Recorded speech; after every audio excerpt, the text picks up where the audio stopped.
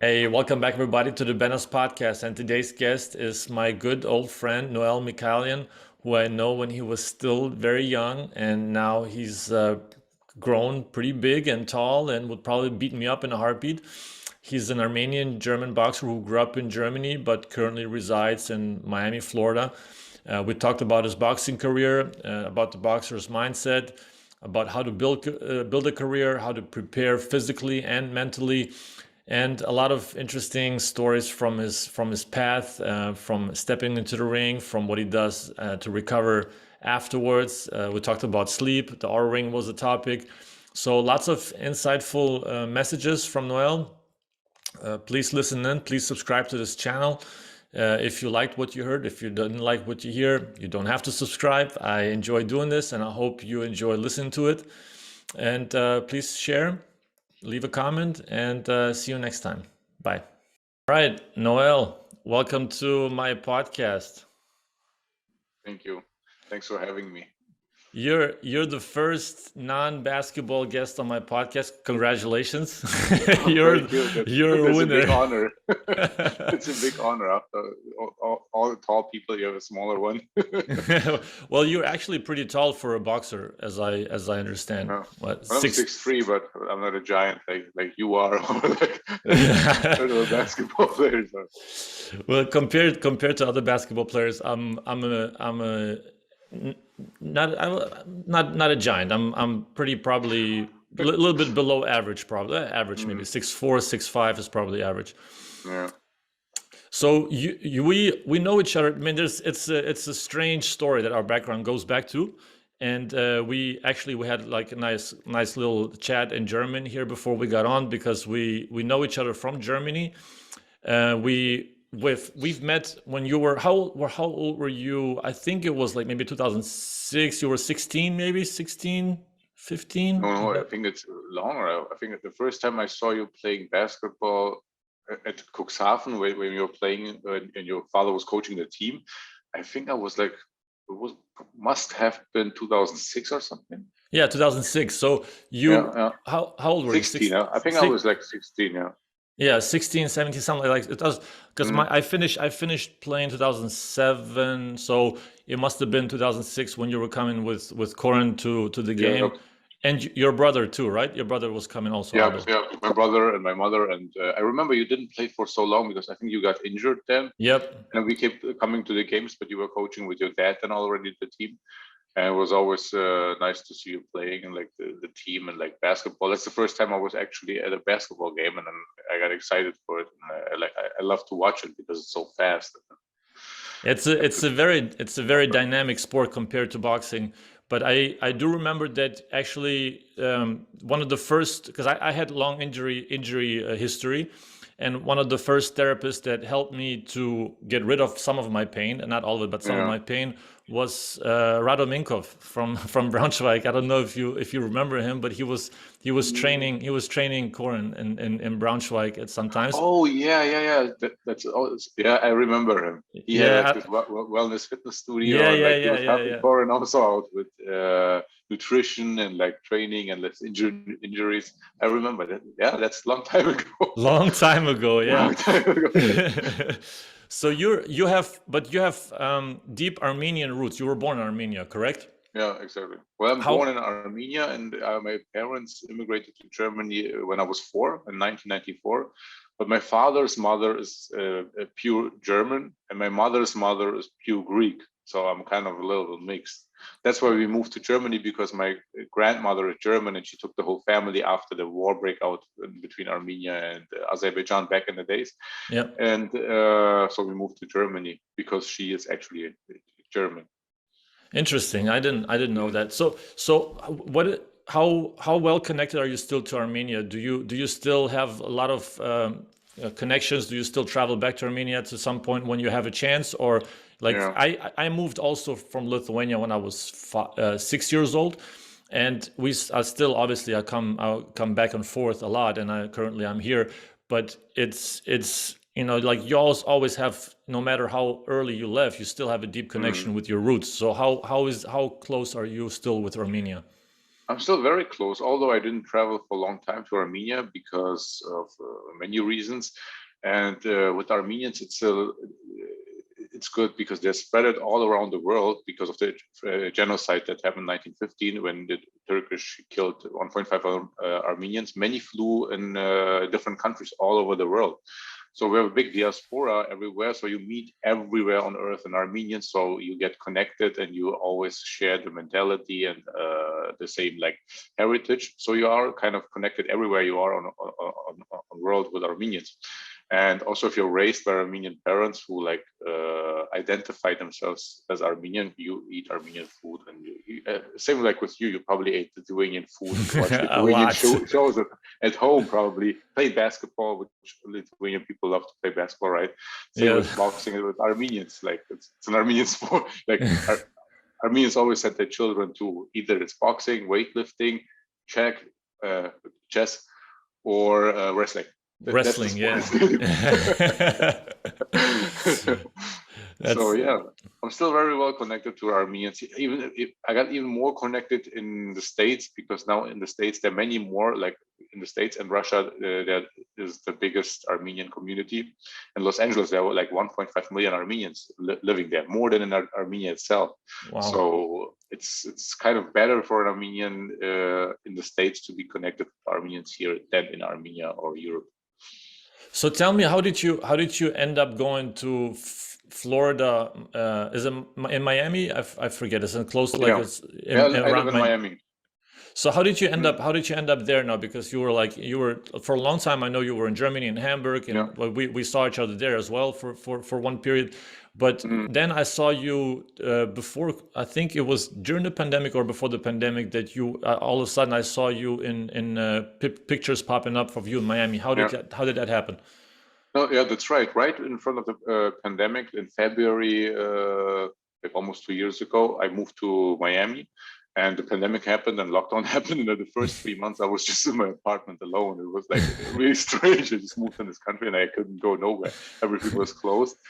And till then, I remained here. But I was traveling already back and forth for 2 years to Florida and Germany, Florida, back and forth because of training reasons.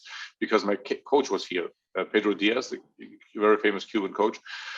I started training with him here, so I came and spent always like 2-3 months for training camps here, and then I figured out, I like to stay here, so I immigrated to Miami and remained here. And that's all she wrote. You're ever since you're Miami resident now. Yeah. Well, I stayed also a few months in LA for the training camp, but I didn't like it that much there. And I traveled a few other big cities in the States, but for not only for boxing, for if you work out every day, it's nice if you just wake up and you see the sunshine and you just pull up some shorts and shirt and you go for a run, and the fitness industry is so big in Miami. It's like everybody has something to do with it. Also, my girlfriend is in the fitness industry, and like, it's good to for networking and training, and like also in general for your mood. That's a good segue. We can go into the training aspect in terms of like how the cultural aspect, first of all, because that's one thing we talked about before we started to record, is the American mentality and culture focused on sports and focused on open to new people. It's a very open culture in terms of like communication, like you said, networking with like not necessarily with a mindset of like making business, but it's of a mindset of learning something and learning from each other and learning how to train or picking up new nutritional habits. So tell me, how was that encountering a new culture and coming to the States and then experiencing this, like you said, like outside training, weather, different mood, everybody's like probably overdosing on vitamin D all the time. Yeah, I feel like everybody's like kind of high here because every time you go out, people have so much energy and they like love to like network. Like you'll be walking down the street and somebody will just like start talking to you or compliment you on something, like, which is very different to Germany, right? Yeah. Which I remember people are not that open-minded to just do like network, then they would say, okay, people in the States are a little bit more superficial, but like, you know, you have everywhere advantages and disadvantages. It depends on what you like. But in terms of networking and training, and it's very easy to make connections here because everybody is so open-minded for something new and new people. It doesn't matter where you come from because everybody is kind of an immigrant here in the States. So it's people are very open-minded. And in terms of training, you learn every day something new here because something pops up here every day. It's a new method of squatting, a new method of even the basics, you know what I mean? Sometimes I even get tired of like, it's a squat. What do you want to change in a squat? The angle here just a little bit. Yeah, but it's the country of innovation. I mean, there's so much innovation, and like we talked about the TRX as well. I brought the TRX because I saw it through the States, and I brought it. I was training with the TRX in Germany in Cuxhaven already in 2005 when I was playing, and nobody has seen it before. And then somebody like this one lady opened up a TRX studio, which was like, it was far advanced for everybody. Nobody really knew what was happening. So the business picks up slowly. Everything comes up late to Europe, but you're right in the epicenter of training and of developing, like building a career and having some sort of foundation to continue your career. But I wanted to go back and ask you, I know that your stepfather was influential in you becoming a boxer because you were grown up with your younger brother.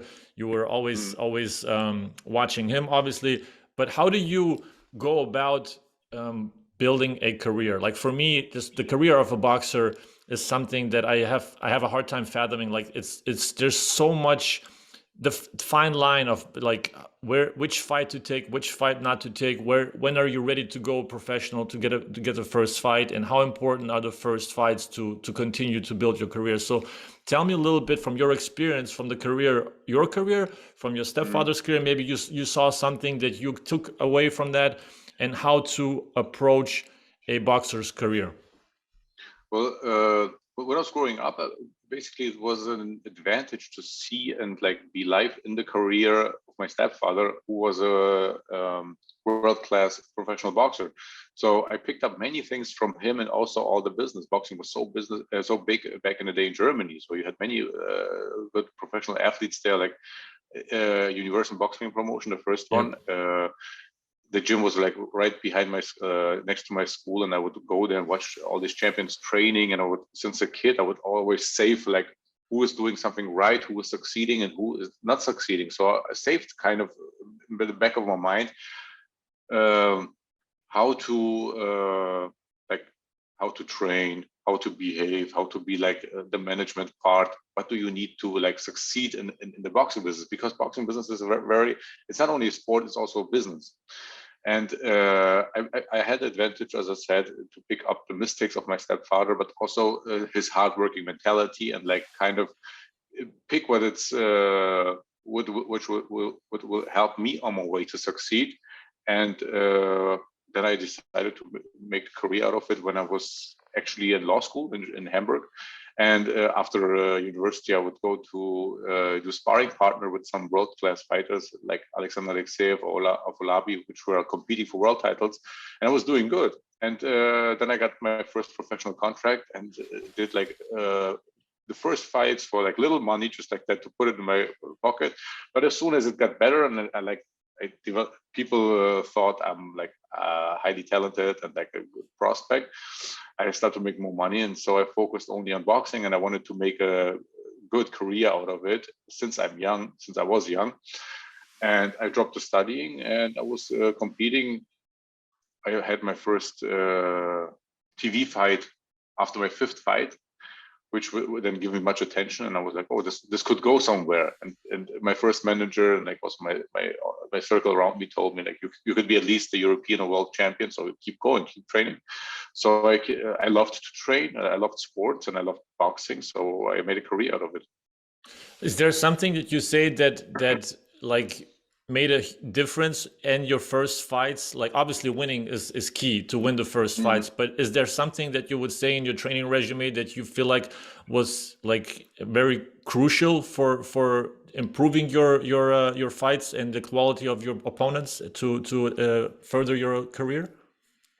The thing is, when you're younger in boxing, you like try to observe and like see what is your circle like recommending, your management, your promoter, your trainer, like what do they see? You think other people see you better, so you try to get the experience in fights.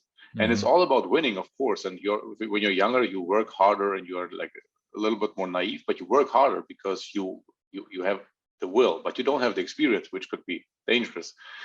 When I think back to those beginning years, I was just focused on the fights to keep on winning. And because I knew if I just like continue, sometimes you have a bad day, sometimes you have a good day. It's also with fights, you have a bad fight, you have a good fight. But if you be consistent with winning, you will get the experience and will make waves. And if I like look back now on my career, I gained so much knowledge training with so many different people and like through my fights, fighting all over the world. And I think now as I gained the experience is more valuable than being young and hungry and just like fighting, and you know what I mean? Yeah, but then you have to be reflective on the experience. So you have to have also some insightfulness from your own self, but also the people around you. You have to be able to trust them. So how many people? Because like you said, you're green behind the ears. Like you're really like you're just trying to observe, and you're eager to win, eager to fight. But you also have to have this self-discipline and courage to trust the people around you. So as you were talking now, I was wondering how many people were there around in your ear that like gave advice to you, and that you really like you had to put everything on the shelves in order to conceptualize what they were saying. Well, I had many people around me like giving me advice, and also I have trained with many trainers, but I was kind of always filtering out what is good for me and what is not that good for me. And I kept my like inner circle very, very small. It was basically only my brother and my stepfather, my mother. And at one point it was only my brother, because I felt like he would understand me from the side better than any other.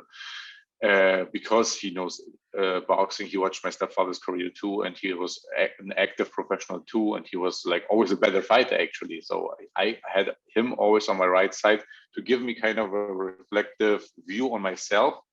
And then I was always like filtering out, like, how can I succeed? What are my strengths? What are my weaknesses?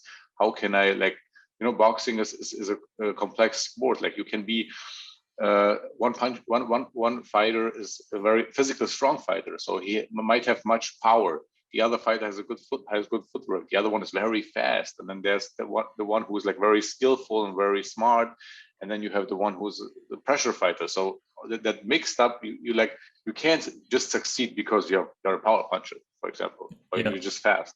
So you have to figure out, oh, maybe I have a weak chin. So it's kind of like chess. So you have to figure out, okay, how you can make the way up and with all those opponents and succeed. Navigate through different opponents with different techniques and different tactics. Yeah. So I was always working on like everything. I was working on my footwork. I was working on my power. I was working on my defense, because for example, for me, it was always important to have good defense. Although I'm a power puncher, but I'm a better defense fighter now, because it was always important to me not to get hit.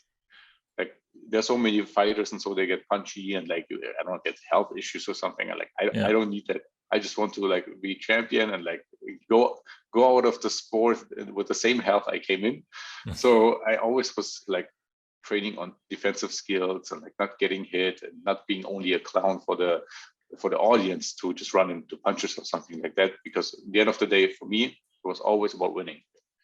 So now when because I listen a lot to Joe Rogan. It's not a secret for people who know me. I listen a lot to Joe Rogan, and he's probably one of the reasons why I'm doing this as well, because I feel like there's a lot of knowledge to be gained from different sports and different people in general, just that you when you encounter them.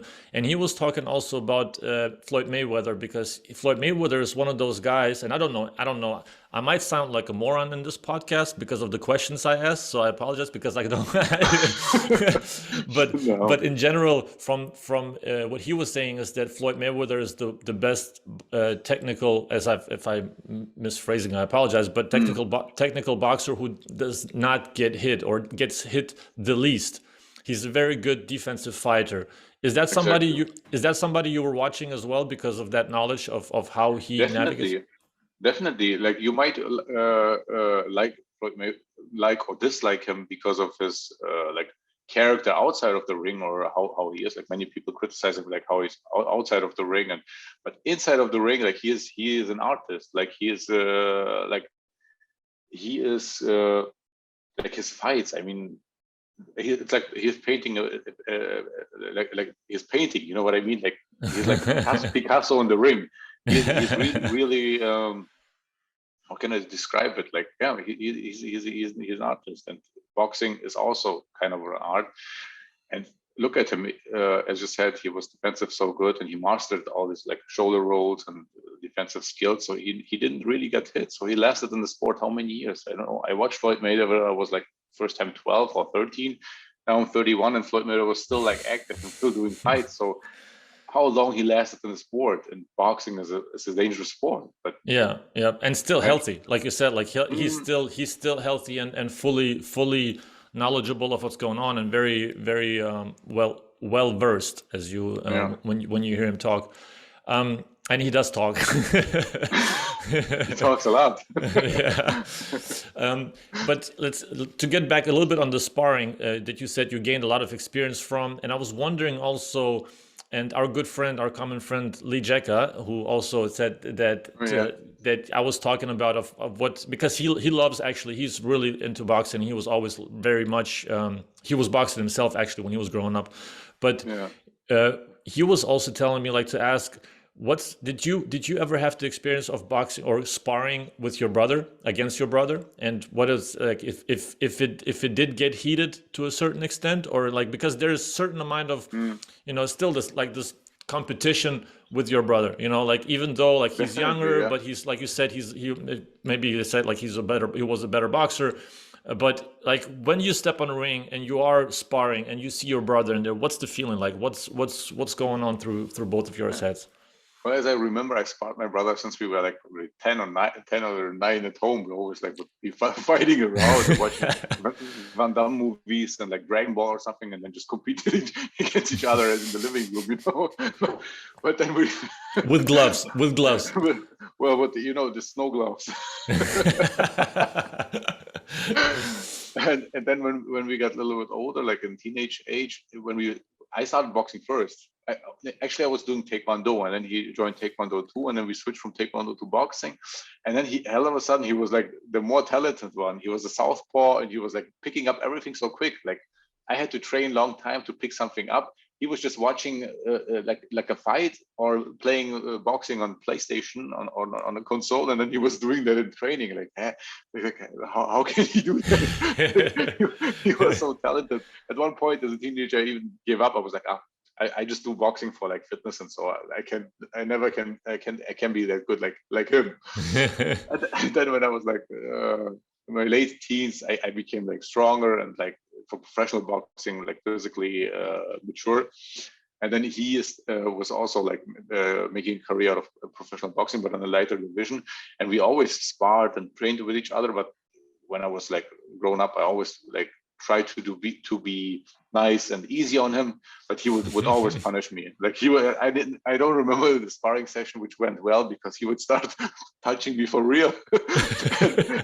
And I was at one point when I needed him as a sparring partner, because I was fighting a southpaw in 2017 in Berlin, and then he was there. I said, "Well, can you help me out with sparring?" He was like, "Yeah, of course, but just light, okay?"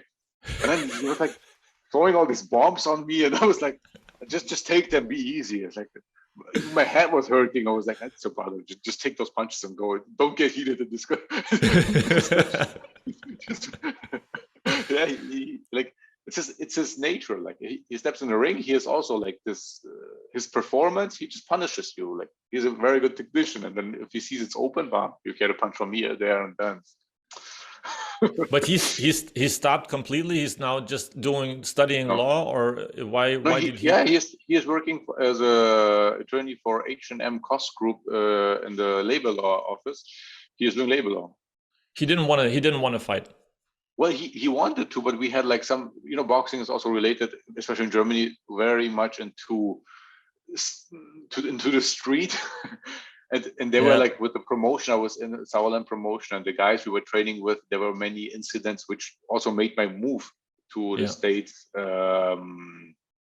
which when I decided I will move from there 100%, because I don't see no career in Germany anymore, because the boxing business kind of ruined there because of people who are so long in the business. They're kind of like, I say, burned out in the boxing industry. And then my brother he did like 13 fights, and he won all of them, and he was also promised a contract with Sauerland. He beat actually a Sauerland fighter, but then nothing came in terms of like a future perspective as a professional fighter with Sauerland. So he decided to just keep studying, and he did move on. Yeah. That's sometimes it's unfortunate how like just fate decides your future. Like you can't control certain things. Like, I mean, like those kind of things. If he would have grown up in the States, for example, as we talked about, like the sports mentality, the culture of pushing, promoting, not necessarily promoting, but helping to like athletes that are eager to fight, even if they're not talented. Either any athlete, baseball player, football player. The culture in the US, it's made for thriving, to be successful. And those kind of talents would not be lost, like that's definitely not. That's the difference. That's the biggest difference. People here in my gym are asking me, when is your brother coming? Like, he's not fighting. Like, maybe we can get him a few fights. I was like, and in Germany, it's like you have to beg people. Like, the industry is so burned out. Like, sometimes I see fighters fighting, they're just for fame. Like, they would even fight without, like, for nothing, just to get the attention that they're in a professional ring and like having a professional match. So it kind of changed when I was growing up. As you remember, there were like big shows in Germany. The fighters would get paid well. They had good TV contracts, and you had like it wasn't in basketball too. You have to go to the games in suit, and like it was certain behavior. You couldn't act out or something like that, right? And now the boxing industry in Germany kind of changed and went down to, I don't know. In German we say milieu. Milieu, yeah. St. Pauli. And and that's why I moved here, because I'm like, I see myself as a world-class athlete, and I'm also ranked as a world-class athlete. And if I would start here, I would like had a better way probably than there. But you learn by. Yeah, I mean, that's how the cookie crumbles. I mean, it's like we said, like it's a way of where you were born, where you grow up, and then that's how the cookie crumbles. And we have to make the best of the situation we're in. Exactly. But I wanted to talk a little bit about preparation for fights, because I was looking at the dates of your fights, and like more or less, like earlier maybe there was more fights during the year, but I see 5. But sometimes it's more like 3 or 4 fights a year, more or less, right? Is that is that even, more or less? Less maybe, at this point, even less, yeah. And last time I fought, for example, in December, it was also COVID and here and there, which is like these 2 years are very difficult to get fights. And in my division, the Cruiserweight division, it's one below heavyweight. It's not that well promoted and marketed, so it's a little bit more difficult to schedule fights and get fights than in other divisions, like the lightweight division, because there's so many fighters and like, there's always something going on. There are also the louder fighters in the lightweight divisions. Like, I don't know, smaller guys are just louder. Yeah. So it was kind of difficult to schedule fights. And what was your question with the training? Yeah, what's the preparation period for those fights? Because you have like, okay, let's say 2 or 3 fights a year, but like you see, you got a fight scheduled through your promotion agency and through your promoter. What's the preparation period? How far advanced do you have to know in order to prepare for a fight? And then as you're preparing, what's the regimen you go through in the process of training? I mean, how many times a day? How many off days do you get? What's the regime there for that period? Well, it always depends on the fighter, but for me personally, at this point, because I train all over the year, even though if I'm not fighting, I every day in the gym and training and staying at because I have to stay in my shape. Like I take off 2 weeks and then I get crazy because I need to train. Like it's kind of my habit because I was training and doing fitness and everything since I'm a kid, so I kind of have always to train. But if I have a date for a fight, I need maximum 6 weeks for the concentrated training camp for that specific fight, and it's enough. And then I start basically the first 2 weeks with strength training, running, conditioning, and some mitts, back training, and then the last 4 weeks it's usually the sparring, mitts, only like boxing, techniques, tactics, strategies. Mitts. What is mitts? The how do you call it? In German is the Katzen. I don't know. The mitts, somebody holding the mitts and someone is punching in your hands. Oh, okay, gotcha. Or pads. They have so many words for that. I didn't know the word. They say Pratzen. It's such a strange word. Yeah, the mitts, and 4 weeks of sparring, sometimes 3 weeks. The last week before a fight, you do the weight cut. If you have to do one. As a heavyweight, you don't have to do one, but as a cruiserweight, I always have to cut weight. And for recovery, that's basically a training camp. How long is the recovery after the fight? Usually 2 weeks. Depends on what kind of fight. In the beginning of the careers, if you fight 4-rounders, 6-rounders, and sometimes 8-rounders, you can take off like 5 days to a week if you didn't take no damage in the fight. But usually 2 weeks, you're good to go. But if you had like a world title fight and you got 12 rounds like beat up, you should take off like at least 1-2 months.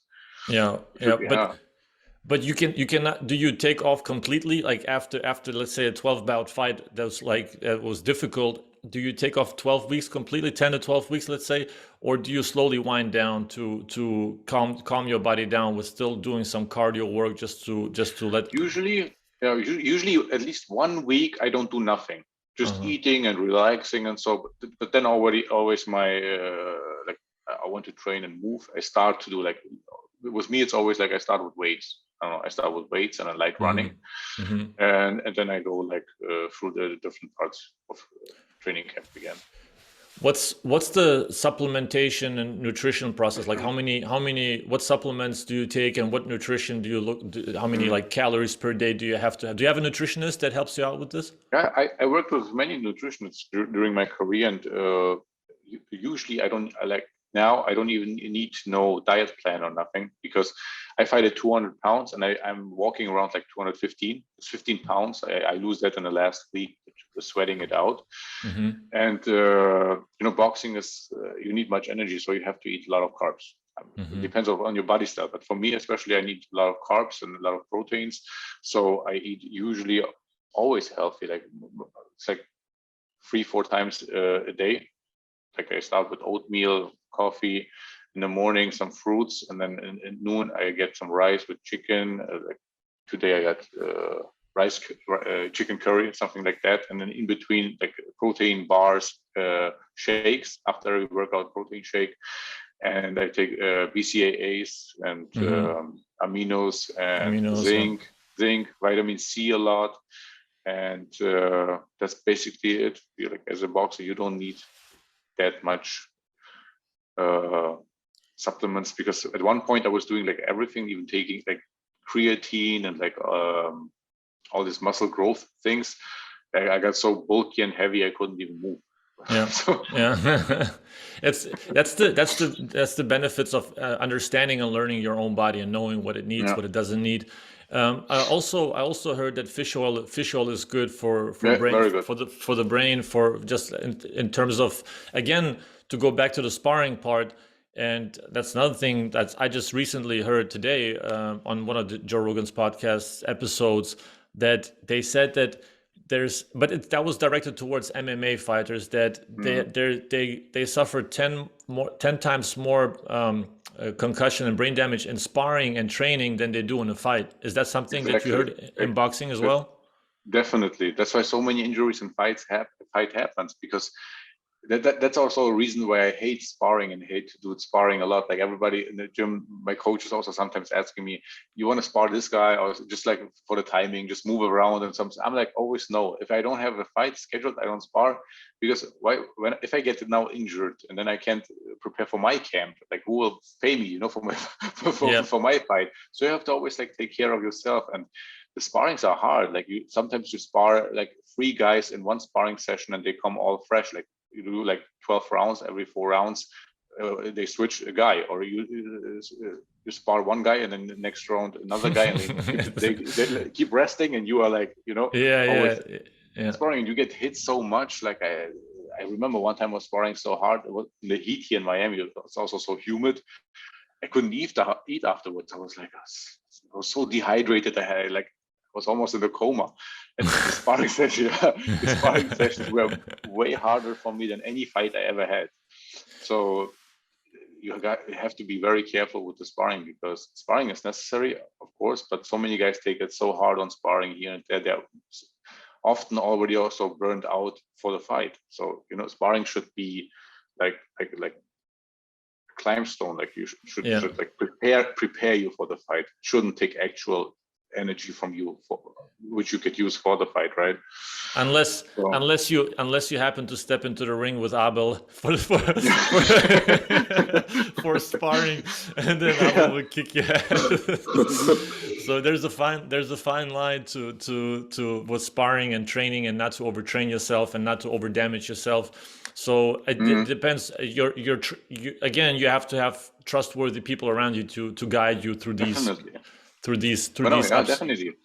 When I was younger, I remember, like in Germany with Khoren, we would spar so much, like 4 times a week for like 4 weeks, and 4 sparring sessions a week. So that means Monday, Tuesday sparring, Wednesday is just running or cardio, and Thursday, Friday again sparring, and like with different partners. And it was so much sparring. I often before the fight, I got always like sick or had fever or was underweight, and I was like, I started camp, I was always good, but then I kind of lose my energy. And then I figured out, hey, you got to keep it like more is not necessarily more. So you got to take care of yourself. And now I'm at this point, I learned, you don't have to spar that much. And I also observed so many fighters, they're like sparring world champions. They kick everybody's ass in sparring, but when it comes to a fight, they can't perform anymore. So I kind of have now the opposite mentality. So in sparring, I just take it. I suck all the like what I can learn in sparring. I often just let people just like hit me, and I work on my defense.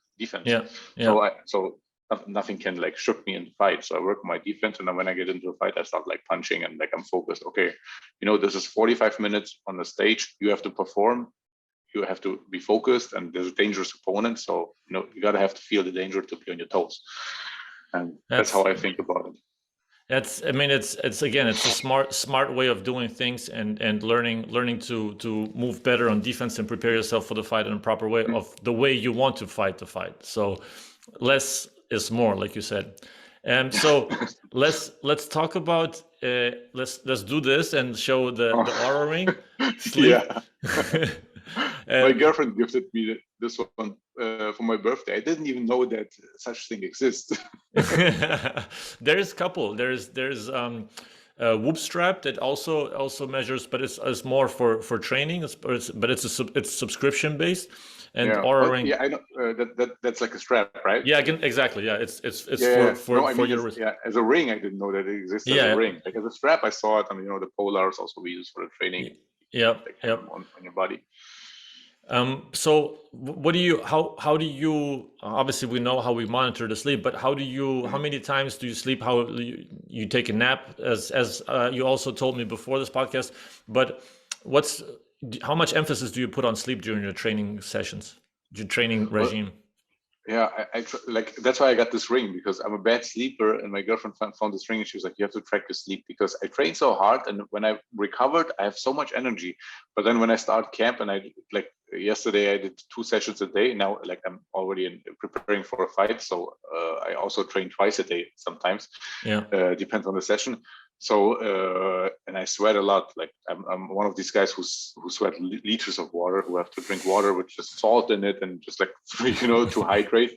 And at the end of the week or in the middle of the week, I get like so tired and weak, even though I drink so much water. And so probably something was wrong with my sleeping. Like I thought I'm sleeping long, like 10 hours or so, but I'm not sleeping. I'm just lying in bed. Yeah. And now as I have this ring, I can track my sleeping. And now I figured out, oh, you're like 8 hours in bed, but you just slept 5 hours. Yeah. That's like so little. Like the whole week, last week, I was training every day, but every day I had like only 5 hours of sleep. And then on the weekend, I had finally twice, Saturday and Sunday, I slept like till I wake up without alarm. And yeah, that helps me now to track my sleep to recover, because recovery is like, I don't know, 80% of the training camp, like, or even more. It's more important maybe than the training. Yeah. Right? Do you get enough deep and REM sleep? Actually, yesterday I didn't have it. I had like only 1 hour REM sleep, and the deep sleep was 1.5 hours, and only 5 hours of sleep. And I try to improve. Yesterday I went to bed at 10. I slept at like 11:30 or something, and I'm waking up at 6 because I have my first session at 6:45.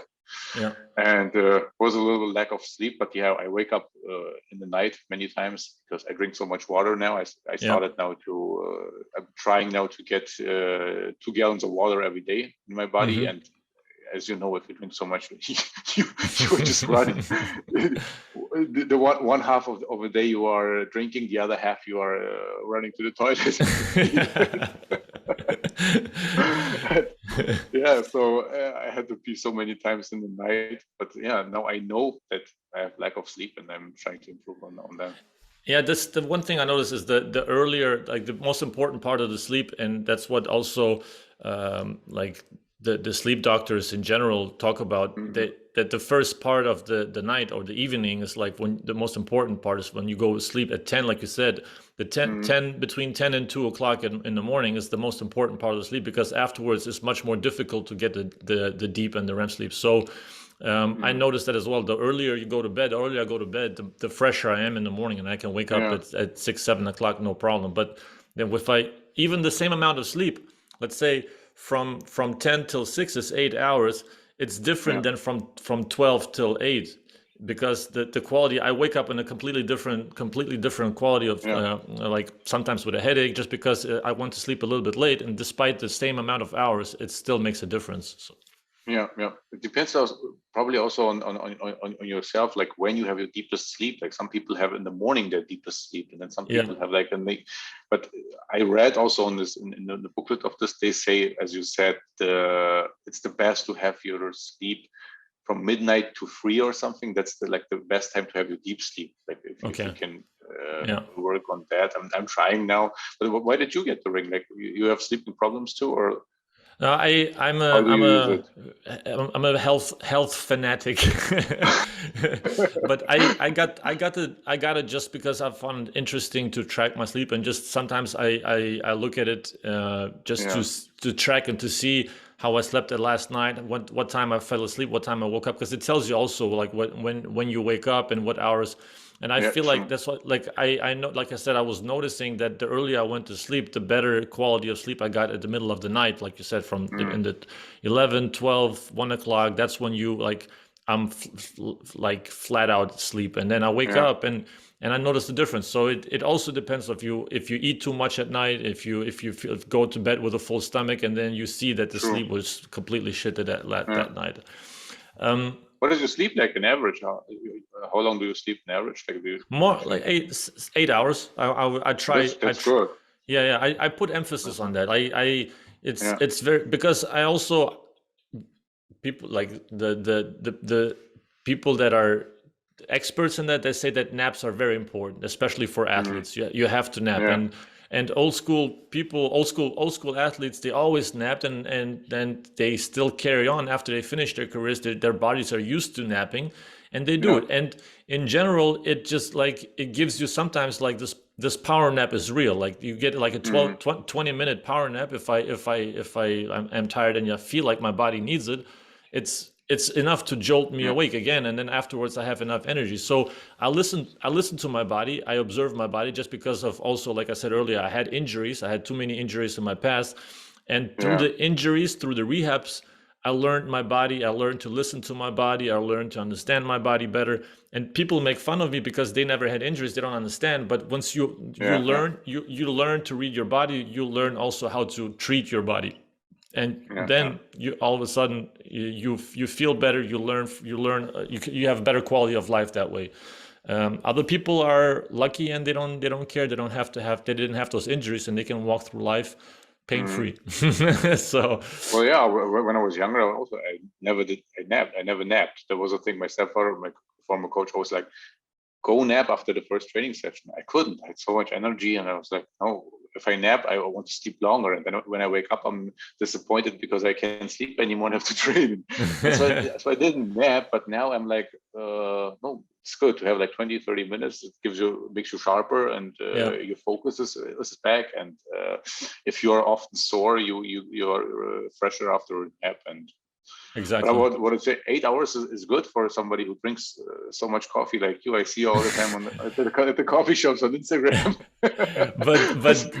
But this is another key. You will never see me drink coffee.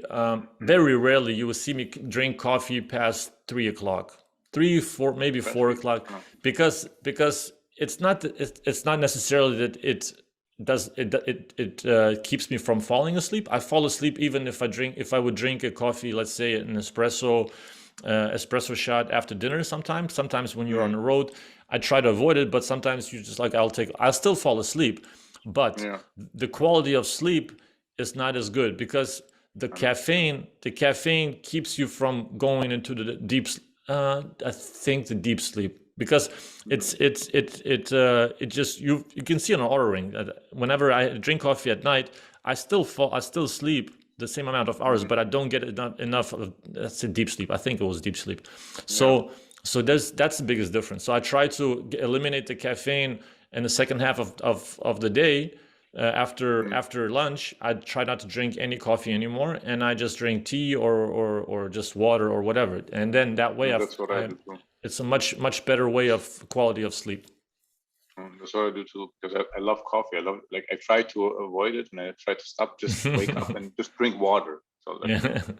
drinking water. My girlfriend, for example, she always wakes up. She gets her water with her lime, and that's her like in the morning drink. But I drink so much coffee now. I got too into coffee too. Now she got used to it too, and she loves also now the coffee smell in the morning. And I would like to drink it through the whole day, but now I also like. I have only one coffee in the morning before workout, 6 in the morning, and yeah, it's when I was younger, I drank so much caffeine, and I still could sleep at night. But now it's different. It's But also, actually, go ahead, go ahead. you track your activity too, or only the sleep? Like I track it. Activity too. Yeah. I even did like mids today and like a heavy back workout, and I have the ring on, and then I see my heart rate on like in the training session, and it doesn't break. It's like This is myself. And this is a great infomercial for Aura. I will send this to Aura. I will we should sponsor advertise this. it. We should Yeah, sponsor this podcast. Definitely. for sure. Another thing, I wanted to go back into fighting and preparation for a fight, to talk about fight night. So fight night, I was always curious, like when fight night is there and you wake up in the morning on the day of the fight, what are some things you have to go through in your mind? What's the mindset? What's the preparation process leading up to the fight? Like what are some do's and some don'ts for you on fight night? On fight night, I'm already like a little bit like relaxed, and because I'm very focused, and you had the whole preparation is behind you. You know, the preparation is like so much suffering. Like I don't like it. It's so much training, the sparring part, and like getting punched and here and there, cutting weight, and then at fight night, after the weigh-in, are like, first you do the weight cut, and then you are like so happy to eat. So the first satisfaction, you don't even think about the fight. You're like, oh, I will eat everything and drink whatever I want till the fight, because it was so hard to cut the weight. And then you really appreciate like just a sip of Coca-Cola or something for you. So you don't even think about the fight, and then you go to sleep. Usually I don't get that much of a good sleep because I'm already thinking about the fight next day and what I will do and what can I do, and like plan things. But usually you always do it from subconscious, but it's like because you're so excited.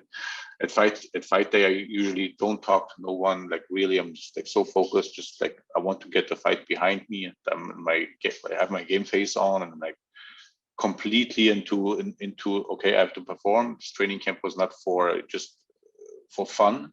So it's like the training camp is worth nothing if you don't perform. So that's the most important part of being a boxer, is the fight. So I'm completely in my space, and I'm like kind of like shut down from everything and my own mind, and I don't think about nothing and just the fight, and so focused. But is there something like something somebody did on before on fight night? I'm just trying to see if there's something to take away, to learn for other boxers, for other professionals in other sports, that somebody did to take your focus away. Was there something that happened in the past that where you were like, man, like I like just leave me alone? Or is there something that you would suggest to avoid for other trainers, other people, or whoever is dealing with professional athletes? Well, you are at Fight Night. You're in a hotel. There's so many people around you, so many other fighters with their teams, fans, and you can get distracted so easily, and be just like not on your game anymore because somebody criticized you or talked shit about you, and you're like off. So you gotta close your ears. You have to be in your inner self and like focus on the fight and put your game face on and don't care about anything else. Because in my past, I remember even my stepfather, for example, would talk shit about me or something in front of a fight, and I would not care. I would think about it. Oh shit! Look, this is like distracting me. But I was like, I don't give a fuck. There is my goal. I want to succeed in this. That's my focus. I don't care about nothing. Game face on and in. So you got to be careful. You got to be disciplined. You got to be just put on some music or something. Yeah, some headphones. Yeah, nothing, I was gonna say. Headphones and just go to the weigh-ins, to the restaurants for the food, and then back to your hotel room, lay down, rest, talk to no one, just your inner closest circle. That's it. So one thing that I always wondering in other sports, and especially because I was dealing with a lot of video analysis, and I've watched so much basketball in my life, and my coach in college used to say that to us, and I will say that to other people, that I forgot more basketball than you will ever know. I will tell that to people at some point. I forgot more basketball than you will ever know. But I'm not directing that to you, so I'm just saying what I will tell the other people. But in general, what's the video analysis like in boxing? Because and then there's one example I will give you afterwards that I saw, but in general, how much time do you put in? Is that once you know opponent, do you do that every day? Is that something that you focus on, that do put a lot of emphasis? That's certainly a building block, I can imagine, from the fight. But how much emphasis, and what are the things that you look for in the video analysis? Well, it's very important to see your opponent and figure out what he's doing, to develop also strategies and different game plans to succeed, right? So you got to know who you are fighting against. But usually for me, I don't like to watch boxing if I'm in a training camp. I don't want to hear nothing about boxing. I want to go to the gym, give my 100%, and like smell it and train and like give my everything. When I come home, and I don't want to hear anything about boxing. Like I don't even want to watch it. Just be like off it. So I usually trust my coaches to do the video analysis and then develop a game plan. I watch so much boxing that most of the time I know all my opponents and all other fighters because I watched them just like that when I was not in camp, because I watched so much boxing, you know. So most of the time you already know. Like, for example, I'm fighting this guy 12th of December. I don't watch his fights now because I saw like 5-6 fights already, like 5-6 years ago from him. So now I trust my coaches. Like, look, what I already know his weaknesses. I tell my coaches, do the video analysis and then let me know in training, what do you think and what we should work to succeed. And usually my brother always does it for me. Like, I don't even have to watch anywhere. My brother watches them, and then, as I told you, he was learning boxing from watching videos. So he's like watching a guy, and then he knows everything. Noel, you have to do this, that, and I'm like, oh, okay. And I go and I just do it. He's a visual learner. Like that's the thing that when you see certain things, and it comes out you automatically once you start seeing the movements. I can imagine then the visualization is already there, and you start anticipating the moves that he will make. So because I was listening and seeing, or again, Joe Rogan. I cannot go with that. But he had to go. That's a great podcast. So.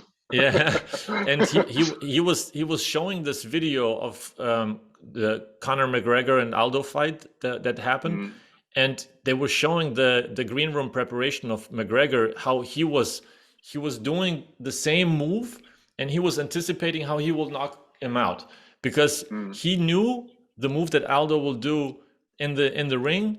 And he was just preparing himself, just shadow boxing in that moment. And it was 1-to-1 the same way he knocked him out, with the way he was doing it in the green room in the shadow box. And that tells me it's like the amount of prep, of visualization and analysis that goes into it. You see like this combination coming at you, boom, boom, boom, and that's what you're gonna do in counter. Is that really how you like fighters prepare in general? Definitely, not for every opponent, but in this case, I guess he was warming up that punch, but he probably trained that punch 1,000 times in the gym because he saw, oh, look, I'm a southpaw. I think he's a southpaw, right? Yeah. And from the left side, it's a good angle when he drops his right, that I come with mine. So he probably trained that punch like 1,000 times, and then he was warming it up, and then like he had it already subconscious in him, and had the timing to knock him out like that. And I remember that happened also with Manny Pacquiao against Juan Manuel Marquez. Marquez also, he said, this one punch, he said, I'm like tired of fighting this guy. Like 3 times they fought. He just trained this one left overhand cross. And then with that cross, he knocked Manny Pacquiao unconscious, like he was in sleep. So yeah, to land, it looks like it's just one punch, but this punch is probably trained in camp like 1,000 times. Yeah. 1,000 times he was throwing that punch to get the timing. They get the timing right and the strength right just for that moment, and just then you still have to land it. Well, most of the time it's the timing, because like you don't need that much pressure to knock somebody out. It can be like 40-50 kilograms to knock somebody out, but it's most of the time it's the timing. Yeah. Like you have to have the timing, because if you even see a punch, it can hurt you, but it will probably not. It will hurt you. You will be like suffering from it, but you probably not get knocked out. But the punch with less power you didn't see has a higher chance to knock you out than the pressure punch. Yeah. Because you don't see it. It's like a surprise, and it comes from, I don't know. So during the fight, there's a lot of punches you have to dodge. A lot of the also, I'm sure, even though you're a defensive fighter, I'm sure you still have to how you call it, take in a lot of punches into your stomach, into your body in general. Absorb. That's the word I'm looking for. Absorb. And then if you feel. And you recently had a Bredis, the Latvian fighter. Yeah. And if you feel, it was as I watched some rounds, and I watched the fight itself. But if you feel the fight is getting away from you for whatever reason, if you feel like, I don't know, like in individual sports, I can imagine there's also in tennis and in other sports, it's much more a mental game. And I'm wondering, how do you and this fight you were supposed to win, I understand, because I actually won also the fight. It was just a misjudgment, they say, but it was my management promotion who sold me out in that case. And like, really? even the press, ESPN, everybody wrote about it, that it's a robbery decision, like that. And I have all the media, everything I collected with my brother here and there. The commentators. The commentators were saying that Noel won the fight, and Ray Flores, the ring announcer, went in the ring. He's like asking readers, we all thought Noel won, and like, how could that happen? That's also an aspect of boxing, which is the business part, which many times is very ugly for the audience and also for the sport, because not always the better guy and the winner gets crowned. It happened twice in my career because of reasons not inside of the ring, because of political reasons outside of the ring, which is in boxing very, very common. Is very, very unfortunate. But I had to feel it on my skin, and it's not that not very. I don't want nobody to feel it. I could tell at the end of the fight how disappointed you were, because I mean it was general, like the anticipation, like you said, the commentators, listening to the commentators, they were all pro that you, like, they were all anticipating the win. But my original question is, like, the negative self-talk that players do, the boxers, the fighters, every athlete has these moments. Even coaches have these moments where it's like, man, like, I'm not doing this good. I'm not doing this good. He's landing too many punches. Like, how do you avoid that? How much do you rely on your inner voice to calm you down? Is there like, do you rely on the support from the outside, from your corner? What's the thing that gets you out of the negative self-talk? Because we all do it. That's a good question, actually. In the fight, most of the time when I'm out of the ring, I don't even remember how I was in the fight, because I'm so deep in myself to perform and to just do it that I don't even remember what I was thinking in that moment in the ring. And because for me, I train so much to get all the movements in my subconscious mind and like my muscle memory, so I can do everything quick, because boxing happens in milliseconds. You have to be like, you can't just plan something and then like be okay. Like I wait for this and that. It's like this. It's a quick sport too. And the negative talk,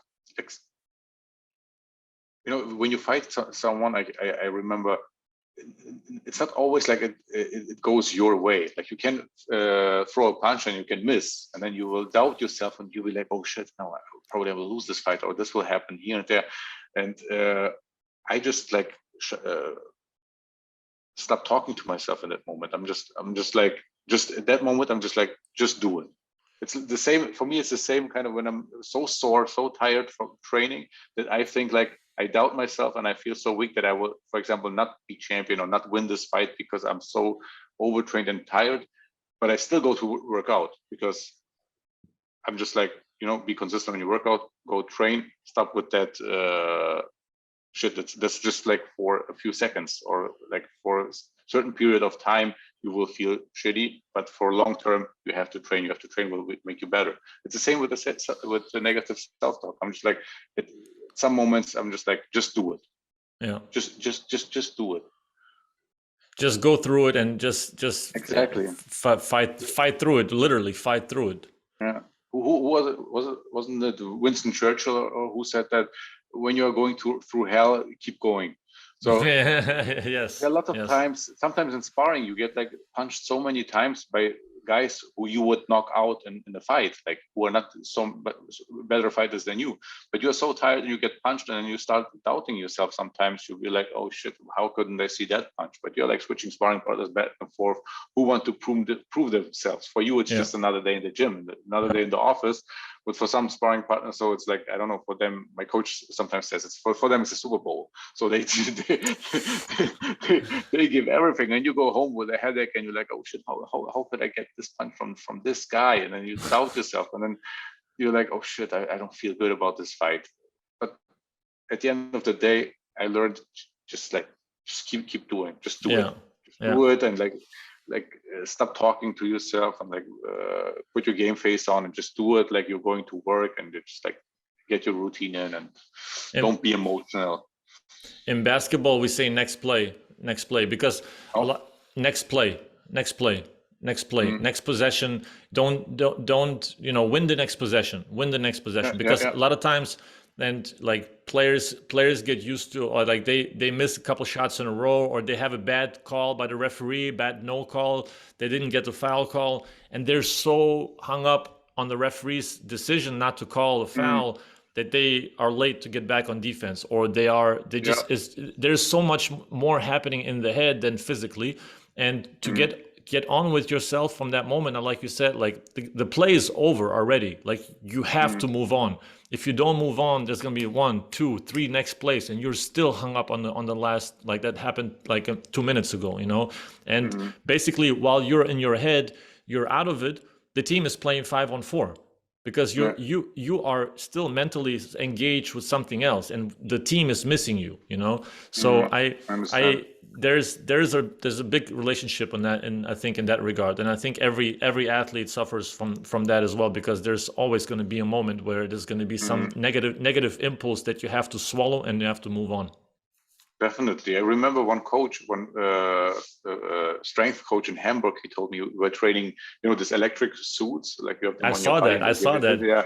I did that a few years ago, and then I did like something wrong, and he would like always tell me, champions never focus on mistakes. They just like focus on going forward.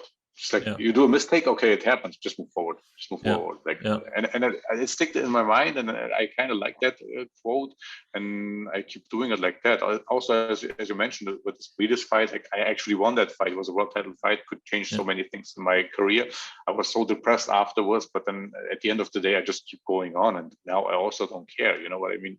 It happens, but now I think, why should I like lean my emotions towards things I can't control? I can only control my performance. I performed, I won the fight. I can't do anything for politics and corruption in the sport. Exactly. You know what I mean? Exactly. So, and I was also in that fight, I was very comfortable. In the hotel, I remember I had my game face on. I was like confident, I got this. In the corner, my coach, you got this, easy. Just make this round and keep on distance. And I was like, oh, I won the fight. I was so disappointed because it happened earlier already against a good opponent, Poland, before. And I thought, I trusted my management back in the day again, because they said, oh, it's a world title fight in the World Boxing Super Series. Only the 8 best competitors are competing. So that kind of catfished me a little bit in that. And they sold me out live from TV, and many people got to know me through that fight. So I still got something out of it, but I became world champion through that fight. And many people would be probably suffer more from that, because imagine, like, I put all my youth in this sport, and like spent so many hours in the gym, not going out here and there. Like I studied in the gym all my whole youth, right? And then when it was a time to crown yourself, you're like, you don't see your mistake. The mistake is somewhere else. But it is sometimes in life like that. You should just focus on things you can control. I can't control those things. So I just move on, do what's best for me, for my career, and everything is fine.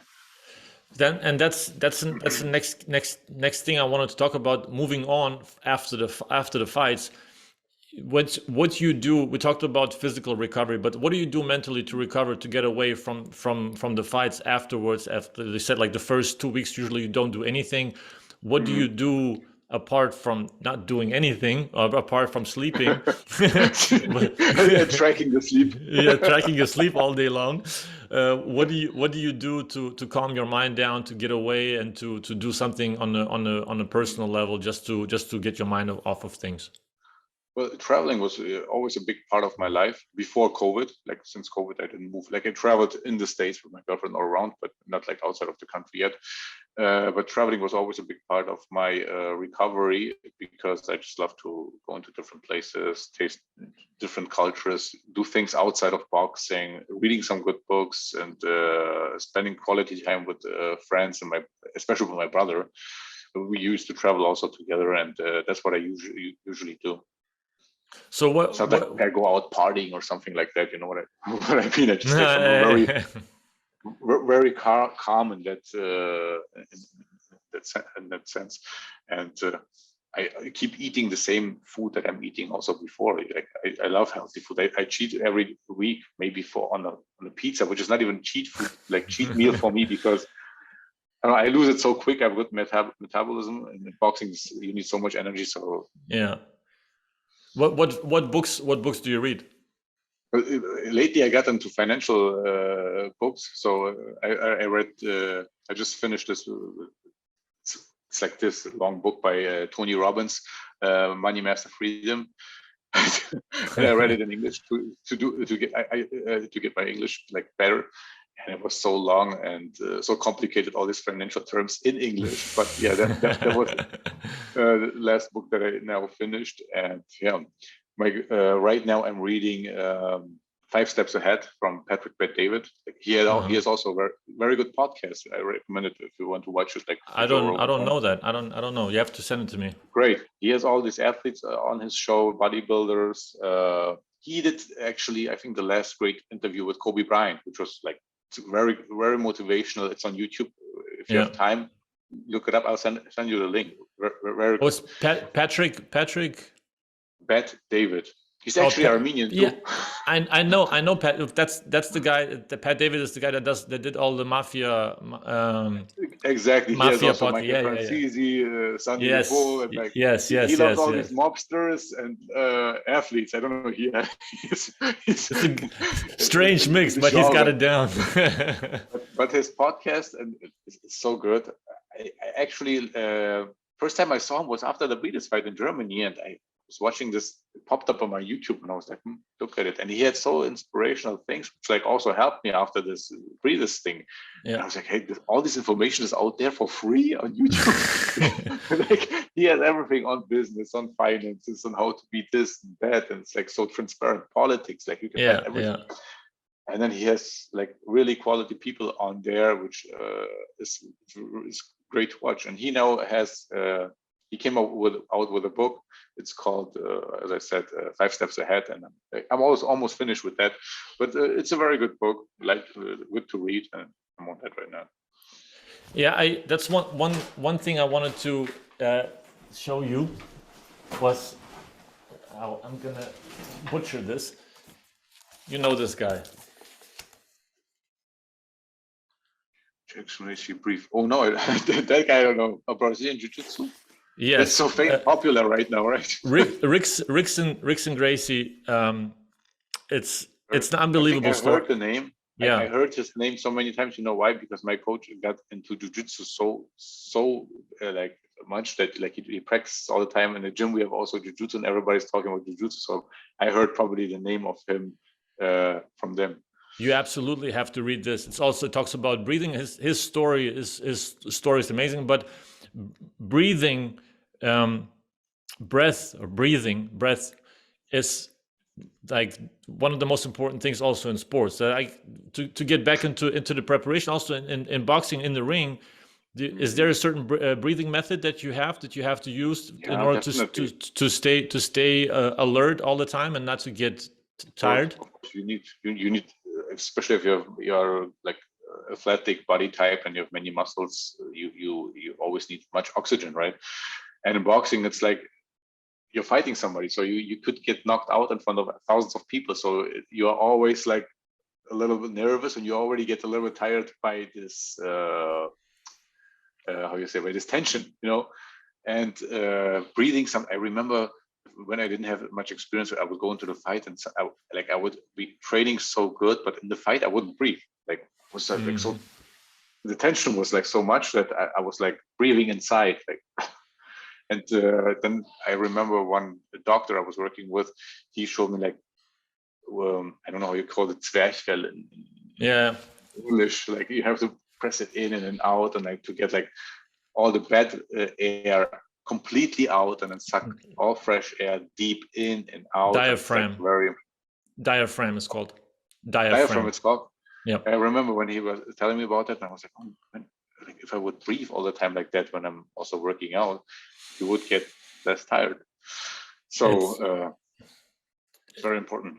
It's essential, yeah, and a lot of athletes underestimate the importance of breathing, and I think that's just to raise awareness of breathing and breathing correctly, Mm. deeply, diaphragm. It looks ugly when you blow out your stomach like this when you when you breathe, but it's much healthier when you breathe through your stomach and your diaphragm, because your stomach. Yeah, A lot of people are mouth breathers, so they breathe through the nose, and then that raises the stress level in your lungs. And there's yeah. certain hormonal process that I cannot explain, but I know that definitely breathing through your stomach deeply is much more effective, and also calming your mind, and meditation is like, I mean, it's everything. Mm. I fall asleep quicker like that. By the way, to get back on the sleep, I Really? fall asleep quicker breathing through my diaphragm slowly, deeply, and Yeah. it's calming. It's very good. So I'm still working on that because my breathing is not on point yet. And if I fight, my nose on the left side gets always closed. I don't have a crack in yeah, my nose probably. And I start to breathe with the mouth, but and you have also the mouth guard in your mouth, yeah, so it's a little yeah. bit different feeling to breathe, but it's very, very important to get good breath. So I have last three quick questions.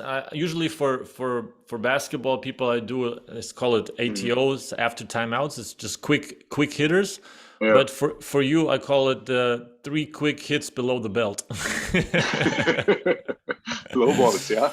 Yeah, low, like right in the balls, right after to finish the fight, and the referee doesn't see it. So um, I I have just three quick Oh, I questions mean, to bother you, and we're gonna start with the most Armenian. I'm not gonna tell well, you I anything. can't block them, or like I No, you can't. can't block them. Okay, You okay. have to I have to absorb it. take them. You have to Okay, then absorb throw it on me.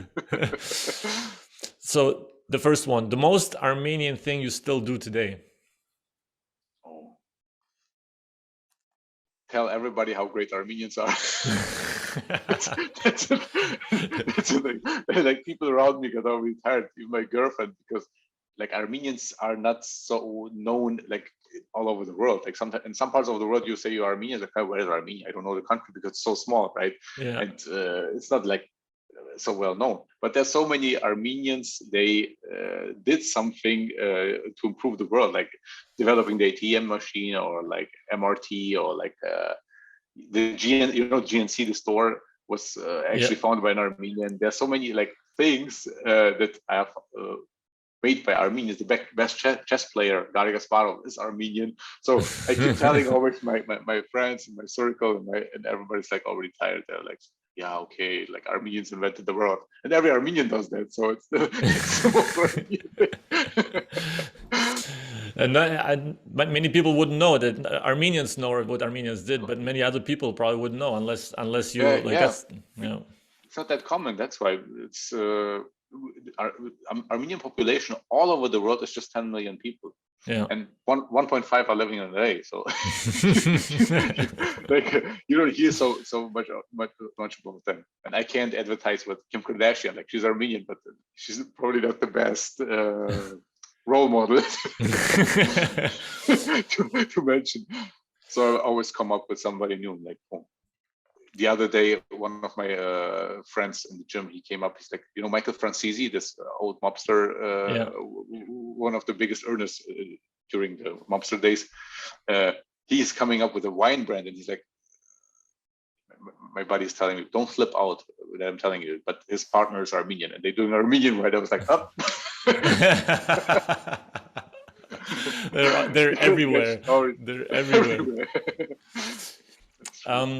One boxer if you could just pick one boxer that you would love to step in a ring with, who would it be? To fight? Yeah. That's a tricky question. Let's say dead or alive. Anybody who's maybe from the past that you admired and you always wanted to fight and to. The thing is, yeah, but if I pick the fighters that I admire, they would knock me out, and then that would make a fool. That's the trick. That's the trick. Right. But it's a challenge. It's a challenge. I think I would love to step in the ring with Roy Jones, because I always loved Roy Jones when I was growing up. And I think now he couldn't hurt me. So I was thinking he could still teach me because he has so much boxing knowledge, and he was like probably the best fighter of the universe. And I can learn much of him. But at this point, he couldn't hurt me, so I would say.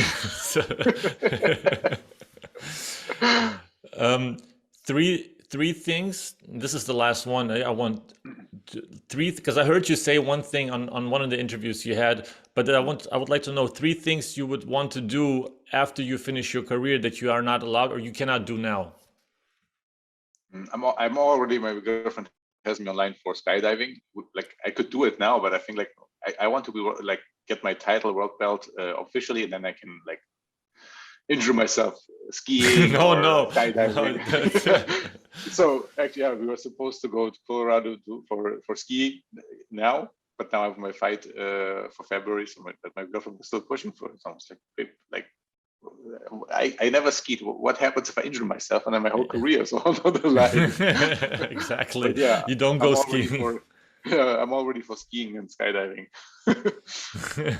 And the third one, anything else that you felt like that you always will want to do after you finish? After I finish my career, third. Well, yeah, I would probably live for a month or a few months in Asia and Thailand or something. I think I can do that also during my career. But yeah, that's a big thing I want to do. Yeah. Bali, 1 month in Bali. Yeah, I was like 2 weeks in Bali. I loved it so much, and I'm sure I still think like maybe I would probably retire there after boxing. That's the thing that I had also in my mind.